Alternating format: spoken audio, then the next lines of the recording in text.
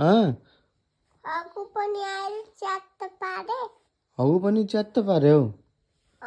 अनि बल ice candy खाएर अनि एउटा केक खाएर कहिले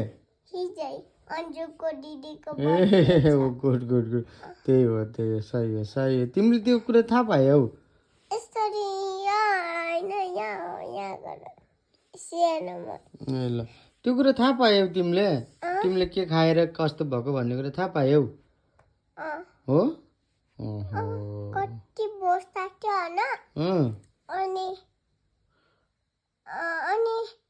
दुसरा केक आयो अनि दुसरा केकमा पुतली थियो यस्तो हैन यस्तो पुतली थियो हो र पुतली थियो